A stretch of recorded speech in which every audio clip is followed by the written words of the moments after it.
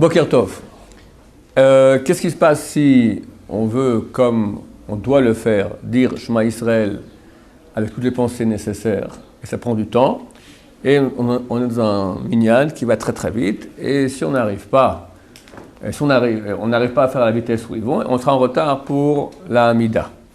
Il est clair qu'il y a une très grande mitzvah de commencer la Hamida avec le tzibour, avec le public, ça s'appelle Tfilah Betzibour. C'est une prière en public qui est beaucoup mieux reçue que si on l'a fait tout seul.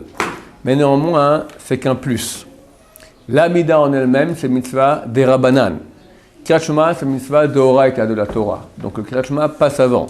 Si quelqu'un doit choisir de dire bien Kriyat Shema, même au dépend d'arriver avec le minyan au début de la Hamida, mieux vaut qu'il fasse Kriyat Shema lentement et n'arrive pas au minyan avec le début de la Hamida, plutôt que bâcler son Shema Israël et de faire la Hamida avec tout le monde. Néanmoins, qu'est-ce qui est conseillé? Venir un peu plus tôt à la synagogue, commencer à prier. On peut commencer Yotzer et Shema Israël tout cela bien avant, tout seul. Et après, on s'arrêtera, on attendra un petit moment et on commencera la Hamida avec tout le monde. Pardon?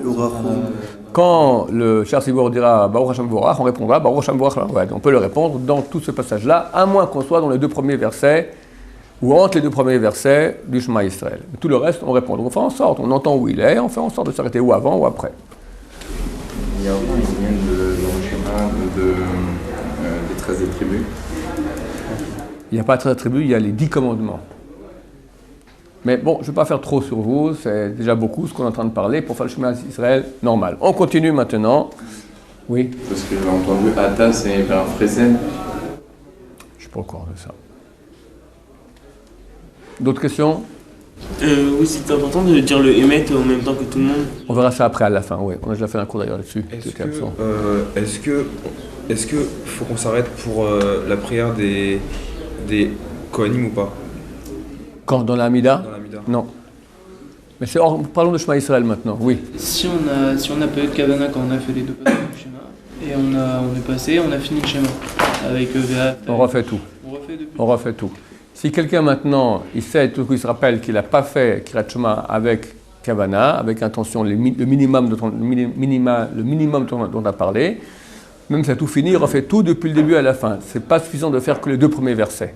On refait tout. Quand on fait Kriyat Shema, bien que le reste, une partie qui est d'Oraita, jusqu'au Visharera, c'est d'Oraita. Après, il y a deux avis. Il y en a qui disent que ça continue jusqu'à Visharera le deuxième, et qui disent non, que dès au Vayam Shamoa, c'est déjà des Rabbanan. Mais peu importe, dans tous les cas, quand on refait Kriyat Shema, on refait tout du début à la fin, les 3 chapitres. On va s'arrêter là. Baruch Adonai, Amen.